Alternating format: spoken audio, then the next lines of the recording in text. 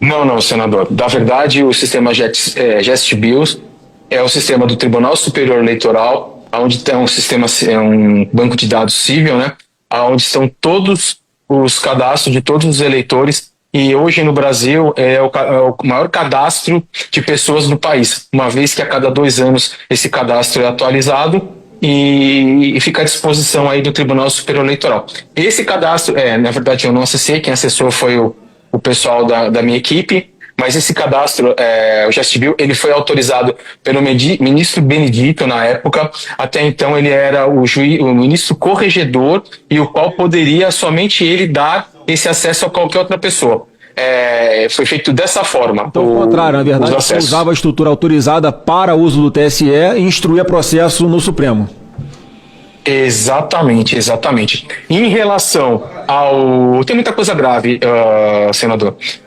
Em relação ao caso, ao que você me perguntou, referente se era enviada por WhatsApp, sim, era enviada por WhatsApp, ou se era encaminhada em e-mail pessoal, não. Era recebido por grupos, ou por e-mail, ou grupo de WhatsApp, ou no direct, né, como a gente fala, tanto por um juiz de um tribunal quanto o juiz de outro, quanto às vezes pelos dois no mesmo grupo. Mas também esses pedidos eram enviados pelo Capitão Eliton, pela Adaíris, que era a secretária de transporte do tribunal, era encaminhado pela Gisele Siqueira, que ninguém mais, ninguém menos que a nora da Miriam Leitão, que ela era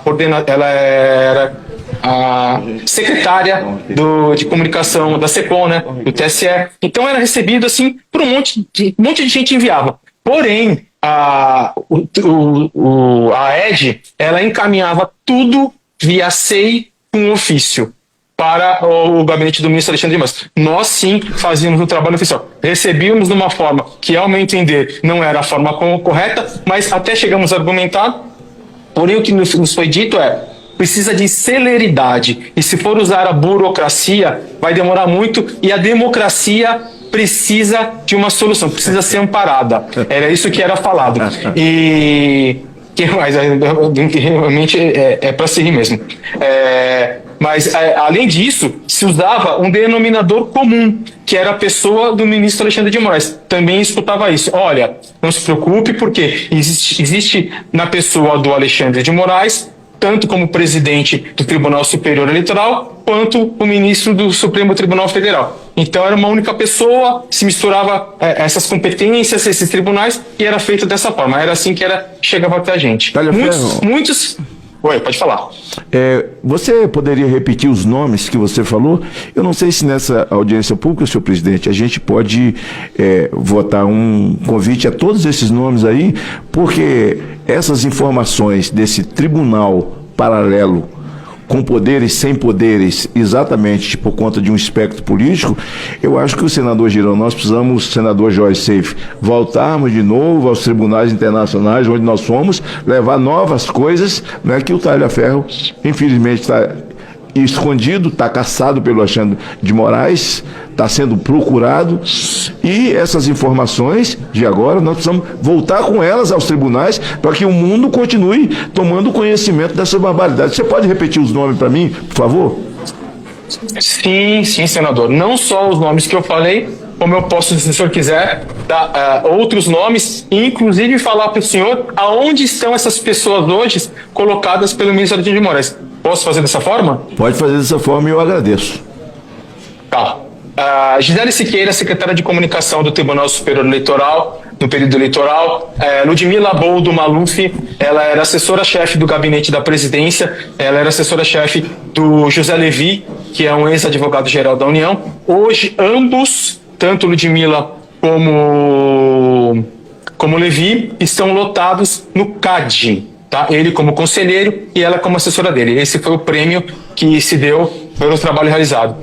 José Fernando Chuí, hoje corregedor da ABIN, inclusive aquele caso que todo mundo sabe que saiu aí na imprensa, tudo, que ele estava tentando denigrir, sei lá, acusar ou uma ex-diretora ou uma ex-corregedora da ABIN. Quem mais? Adaíris, que era a secretária de transporte, Todas essas pessoas que eu estou falando eram pessoas que contribuíam enviando pedidos à Ed para a gente, né? Por WhatsApp. E trabalhando junto com o Alexandre de Moraes, diretamente ou indiretamente, todas no mesmo propósito. Quem mais? A Gisele, já falei, que é a Gisele Siqueira, o Chuí, a Cristina, que estava no STF, o Ayrton, o Marco. Dentro do gabinete, eu não sei qual era a atuação lá no TSE e no STF, mas tinha o atual desembargador, que acabou de tomar posse, que é o Rogério Maroni, que é um amigo pessoal de Alexandre de Moraes, e o Moraes, inclusive, esteve na posse dele no Tribunal de São Paulo. Teve uma juíza chamada Larissa, mas eu não sei, eu não posso dizer que esses dois participavam disso, porque eu nunca recebi nada deles. Mas eu sei que eles, os juízes, e estavam lá instruindo o ministro Alexandre de Moraes. Deixa eu me ver mais que nomes aqui, me vem à cabeça de forma rápida e fácil. Ludmila, Juiz. Você está pensando aí, Tagliaferra, só assim, eu fico impactado, porque o que o senhor está falando aí é que as demandas eram feitas por pessoas que não têm fé pública. A gente não está trabalhando. Sim, inclusive o capitão Wellington mandava, que é o segurança pessoal de Alexandre de Moraes. Você está falando de policiais ou de membros do Ministério Público impulsionando ou buscando, fazendo investigações, não. Um troço completamente informal. Provavelmente pessoas que tinham lado político, ou seja, eram a favor de Lula e contra Bolsonaro, que demandavam, faziam as supostas denúncias para que providências fossem tomadas, já que estava agradando o chefe Alexandre de Moraes de perseguir aquelas pessoas de determinado polo político. Criada na época do Fachin ou o Barroso, porque isso não era um gabinete, né? Era uma comissão que ela atuava somente no período eleitoral, mas eles viram a necessidade de que isso fosse um gabinete constante dentro do tribunal e fizeram com que essa assessoria se tornasse um gabinete e não mais uma comissão ou algo temporário. O que eu posso dizer para o senhor é que, ao que eu sei, foi um pedido foi feito pelo Fachin ou o Barroso. Eu não tenho certeza de quem que fez isso. Eu não consigo lhe precisar essa resposta.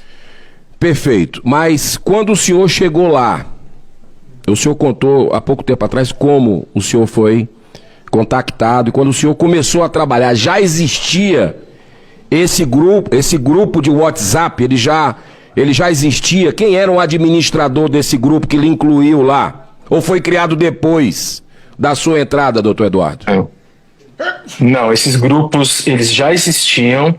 Não eram grupos novos, não foram criados depois que eu assumi o gabinete. O único grupo novo, aliás, os únicos 2 grupos novos que foram criados quando eu passei a integrar o gabinete foi um grupo chamado STF-TSE, ou TSE, não me recordo direito, eu tenho ele aqui, e o grupo AED. Os demais, que são das checadoras, os parceiros do Tribunal Superior Eleitoral, eles já existiam, eram administrados por Frederico Alvim e por Thiago Rondon, e eu fui adicionado a esses grupos por essas pessoas, apesar de eu nunca ter tido qualquer tipo de manifestação nesses grupos. E é interessante dizer, aproveitando o gancho, que um desses grupos era o grupo da UFRJ, tá?